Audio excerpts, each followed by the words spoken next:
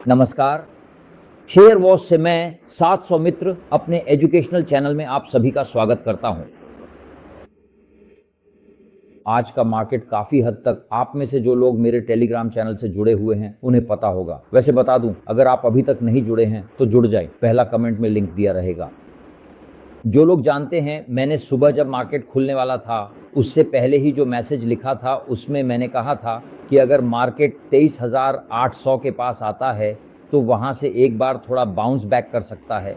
ठीक वैसा ही हुआ। 23,800 से आकर मार्केट 23,925 से 23,930 तक गया और फिर 23,900 के थोड़ा नीचे शायद 23,857 पर बंद हुआ।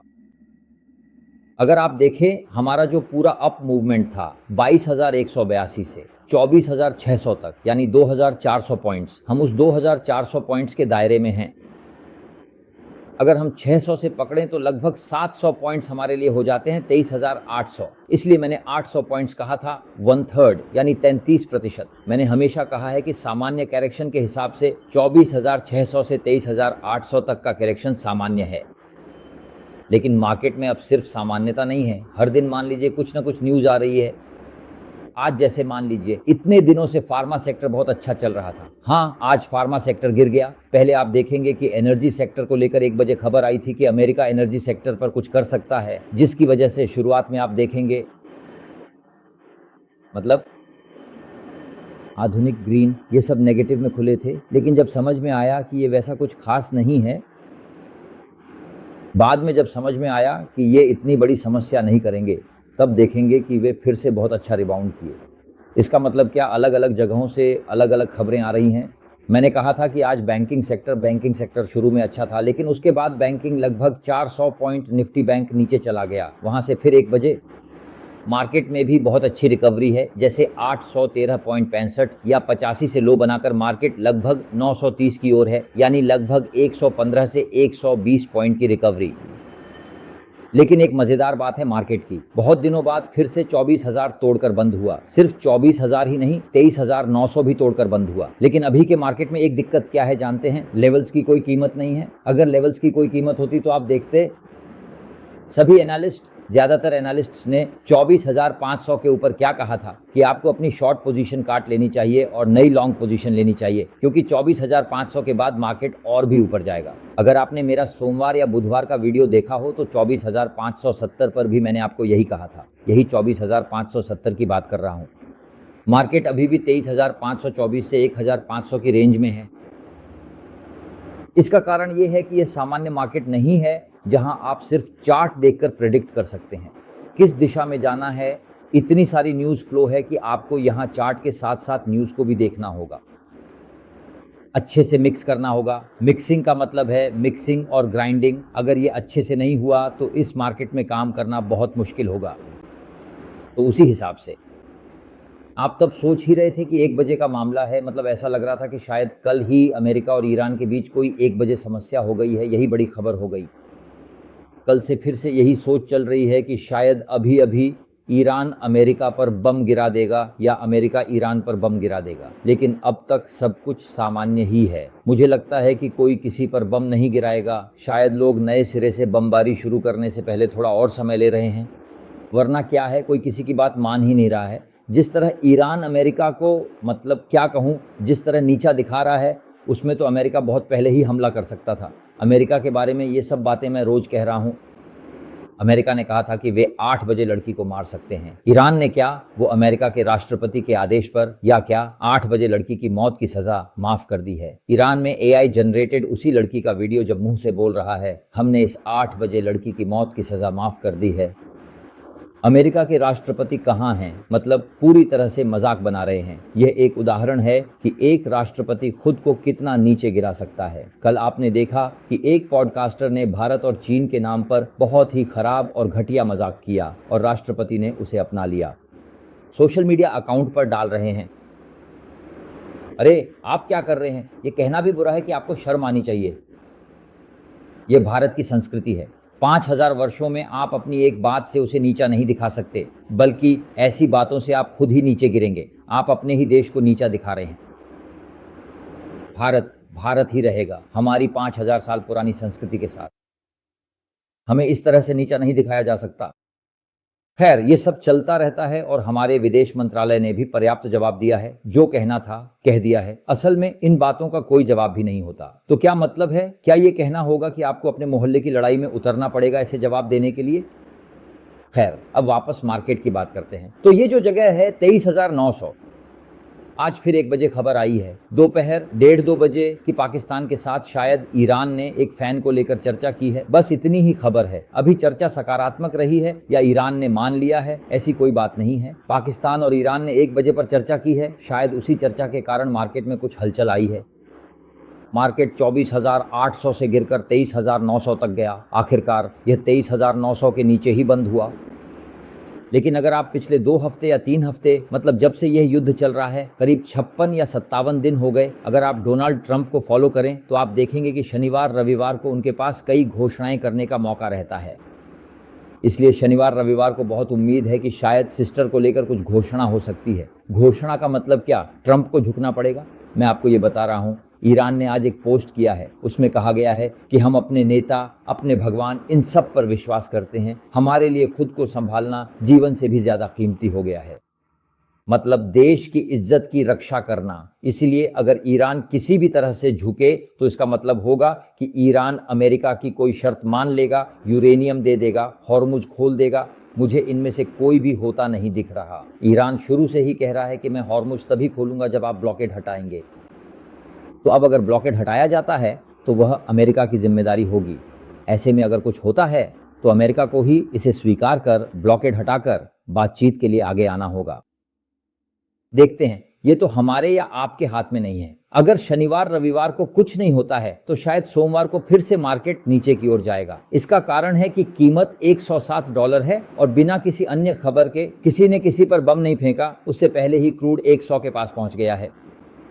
क्योंकि मैं बार बार आप लोगों को इस साइकिल के बारे में बता रहा था, लेकिन कोई इसके बारे में सोच ही नहीं रहा है। मैं बहुत दिनों से कह रहा हूं कि अगर कल सब कुछ ठीक भी हो जाए तो इसका मतलब यह नहीं है कि क्रूड का आना जाना तुरंत ठीक हो जाएगा। क्रूड को एक जगह से दूसरी जगह पहुंचने में लगभग 30 से 40 दिन का एक साइकिल होता है। तो जो लोग इतने दिनों से फंसे हुए हैं, अब भी 30 से 40 दिन लगेंगे, उसमें भी एक साइकिल है।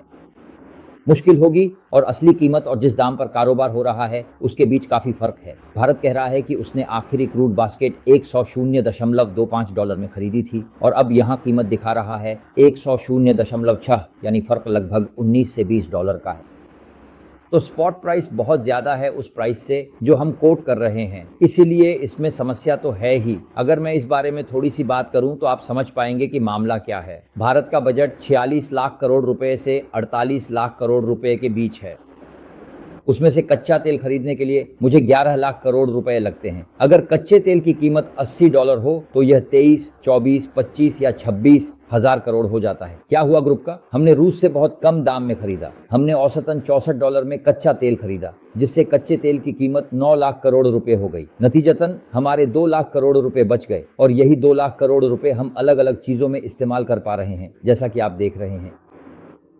कुछ इनकम पर छूट दी गई है, कुछ टैक्स भी कम किया गया है सैलरी पर। ये सब पैसे कहां से आएंगे? ये 2 लाख करोड़ रुपए मैंने बचाए हैं और ये पैसा मेरे इंफ्रास्ट्रक्चर पर खर्च हुआ है, जिससे इंफ्रास्ट्रक्चर बढ़ा है। अब अगर मुझे $100 प्रति बैरल के हिसाब से कच्चा तेल खरीदना पड़े तो अगर 9 लाख करोड़ रुपए $60 में खर्च होते, अगर $100 प्रति बैरल पर खरीदना पड़े तो खर्च कितना होगा? 18 लाख करोड़ रुपए। तो जो खर्च 11 लाख करोड़ होता वह अब 18 लाख करोड़ हो जाएगा। यानी ये जो 7 लाख करोड़ रुपए अतिरिक्त खर्च होंगे, ये पैसा कहां से आएगा? आपको देश से उधार लेना पड़ेगा, आपका कर्ज बढ़ जाएगा, फिस्कल डेफिसिट में दिक्कत आएगी, करंट अकाउंट डेफिसिट में भी परेशानी होगी, या फिर इन 7 लाख करोड़ रुपए के लिए आपको जो काम करने पड़ते हैं, यानी विकास कार्य, इंफ्रास्ट्रक्चर पर जो खर्च करते हैं, उस खर्च को कम करना पड़ेगा।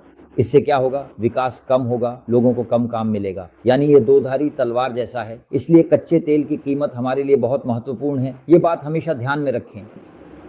इसीलिए सिर्फ इसी पर भरोसा करके अगर आप सोचें कि मार्केट में सब कुछ ठीक हो जाएगा तो ऐसा नहीं है। और अगर कच्चे तेल की कीमत ज्यादा हो गई तो आपके रुपए पर दबाव पड़ेगा, रुपए का मूल्य घटेगा, रुपए की कीमत 95, 96, 97 के पार चली जाएगी। और इससे क्या होगा? महंगाई बढ़ेगी।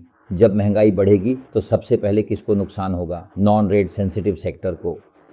यही मुख्य कारण है कि मैं आपको बिल्कुल शुरू से पिछले 2 हफ्तों के समय से लगातार ये बात बता रहा हूँ। शायद अभी बाजार में सब कुछ पूरी तरह से ठीक है और बहुत अच्छा भी है। आप लोग बैंकिंग, ओनेंटो या एनबीएफसी जैसे क्षेत्रों में काफ़ी बेहतरीन प्रदर्शन कर रहे हैं। असलियत यह है कि इन सभी सेक्टरों से थोड़ा दूर रहें।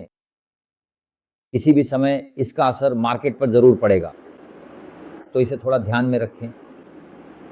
वैसे भी मार्केट जिस स्थिति में है, या आज एक और बुरी खबर है, दोपहर 1 बजे आपके लिए कुछ होने वाला है। ये स्टॉक्स, फार्मा स्टॉक्स, फिर दूसरा बुरा हुआ आईटी, इन्फोसिस का रिजल्ट और उसके पिछले दिन एचसीएल टेक का रिजल्ट। इन सब ने आईटी सेक्टर को लगभग फिर से पुराने स्तर पर पहुंचा दिया। दोपहर 1 बजे आईटी इंडेक्स 5 से 6% गिर गया। इसके बावजूद निफ्टी सिर्फ 100 से 200 पॉइंट ही नीचे गया। हम कहेंगे कि हमने बहुत अच्छा बंद किया है। लगभग हर स्टॉक आज आईटी सेक्टर में 3 से 6% तक गिरा है। आप बताइए, HCL Tech, Infosys, TCS, Tech Mahindra, फोर्स, किसे आप बाहर रखेंगे? शायद आपको पता हो या ना हो, लेकिन कल माइक्रोसॉफ्ट ने फिर से लगभग 1000 लोगों को नौकरी से निकाल दिया है, और वह भी सिर्फ एक ईमेल के जरिए। कल से ही उन्हें कहा गया कि अब आपकी ज़रूरत नहीं है। समझ रहे हैं ना? तो आईटी सेक्टर में फिर से डर है कि इतनी छंटनी क्यों हो रही है। क्या वाकई में एआई का आईटी सेक्टर पर बड़ा असर पड़ने वाला है?